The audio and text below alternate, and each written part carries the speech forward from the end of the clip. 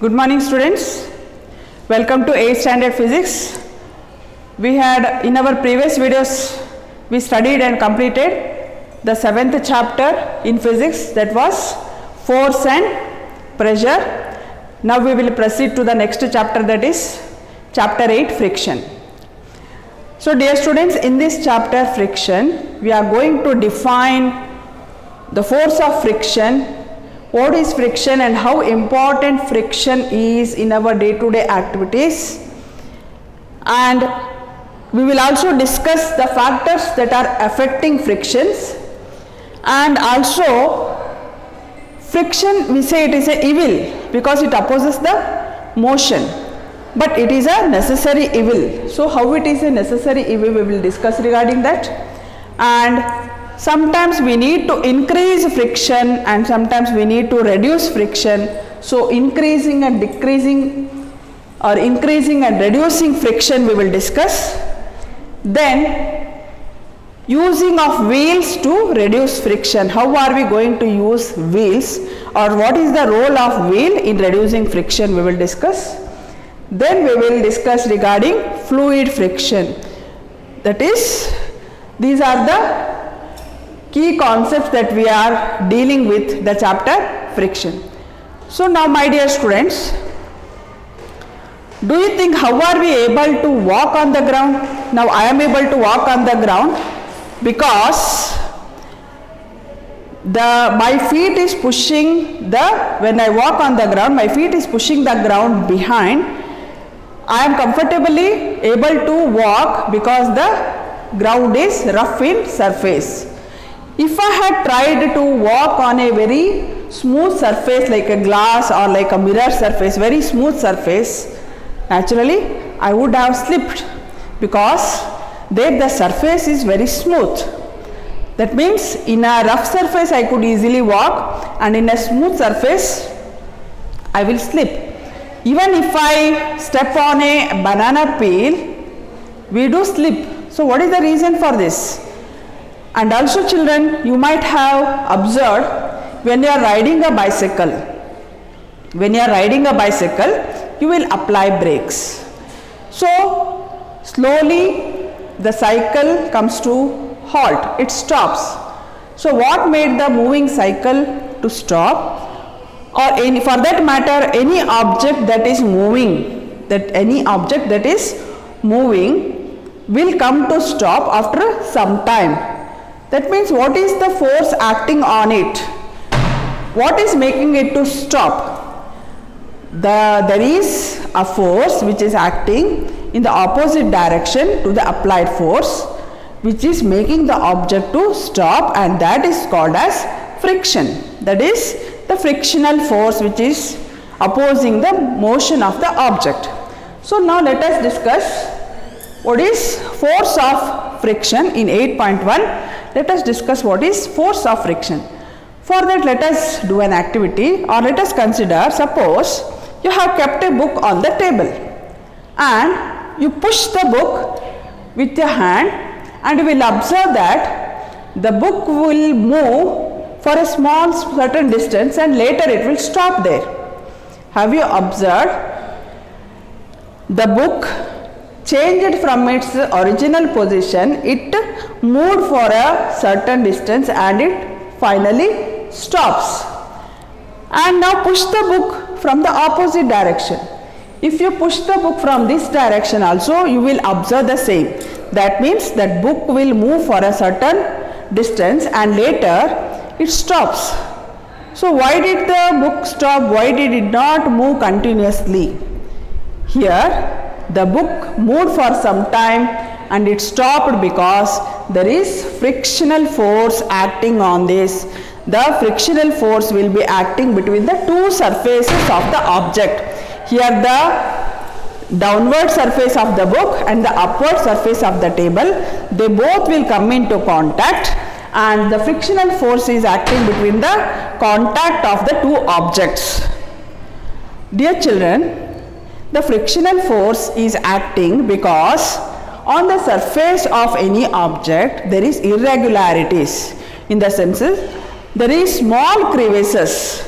If you take a lens, if you take a lens, reading lens, and if you see through a convex lens, if you see through it, if you enlarge the image, if you enlarge the surface of the table to a greater magnification, you can observe that the surface is very rough, and you will observe minute crevices and rough surface, irregular surface on the table.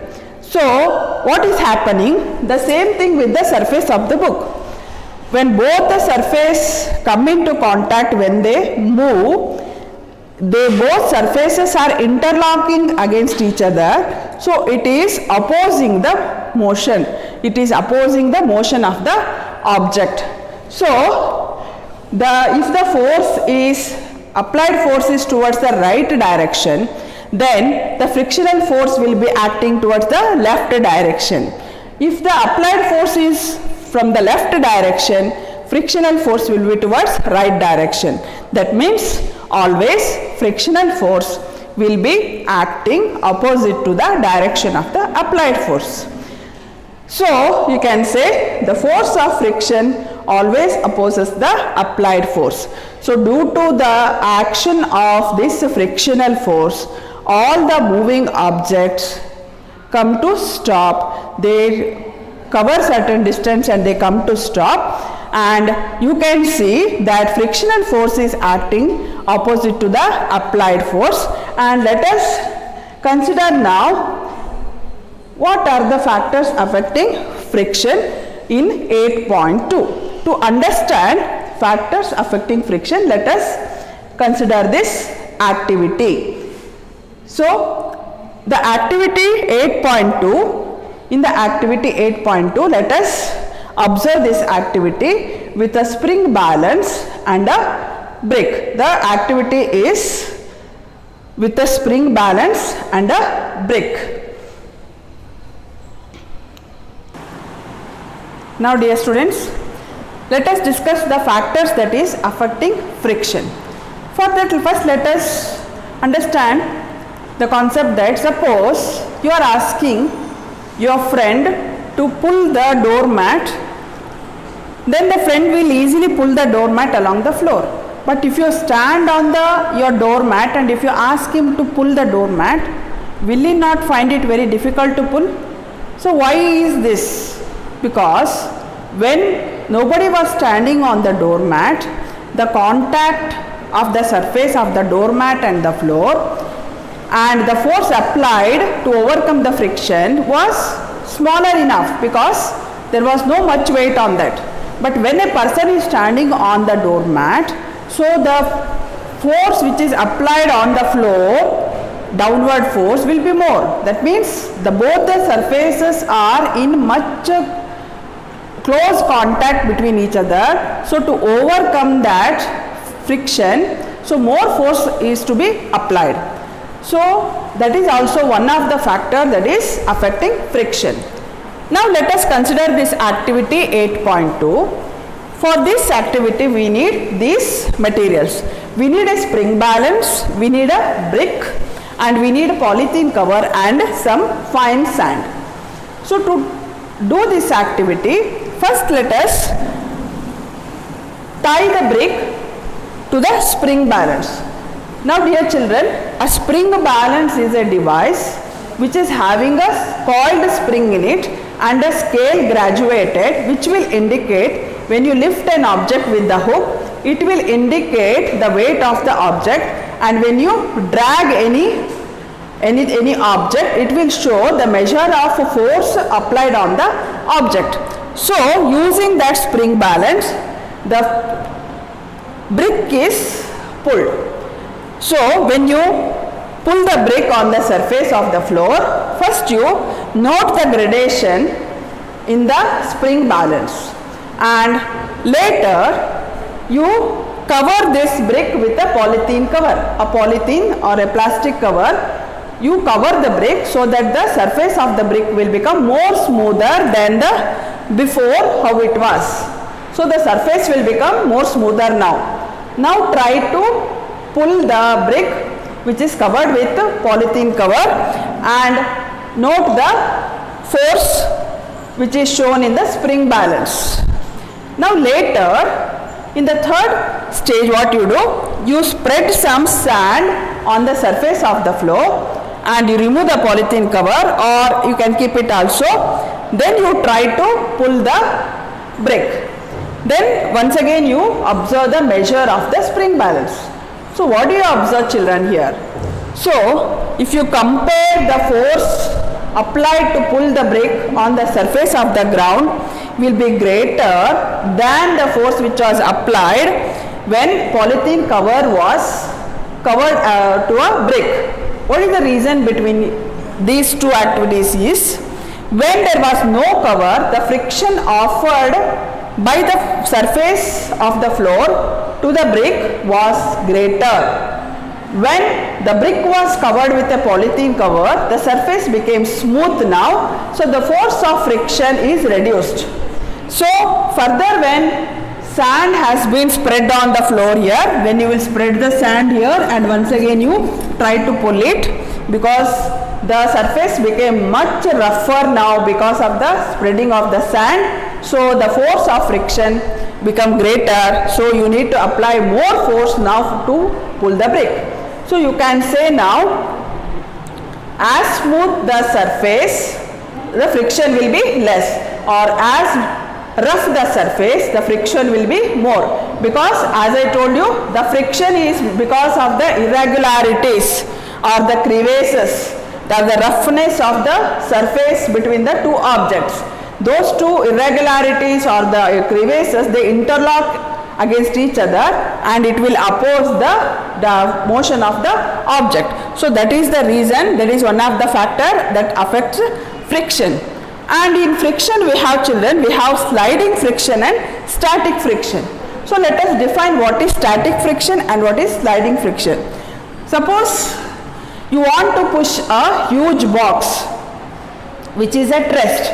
You want to push a huge box, then you have to apply greater force because the box is at rest and it is, the surface of the box is in contact with the surface of the floor.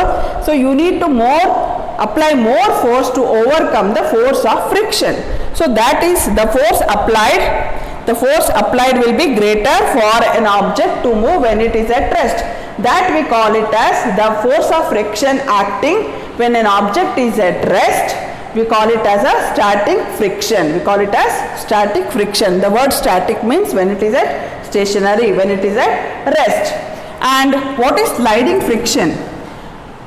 It is very easy for us to push or move an object which is already in motion, because there already the force of friction acting on the object will be less. So it is very more easy for an object to move when it is already in motion. So always sliding friction will be less than static friction. That means static friction will be greater than sliding friction. So these two, static friction and sliding friction, they act for a body. Static friction act on a body which is at rest, and sliding friction act on a body which is at motion. So these are the factors that affect friction. With this activity we learned the factors affecting the friction, and the pics will show you the activity which is being explained here, and you watch the video and read the textbook and learn the concept of friction. Thank you, children.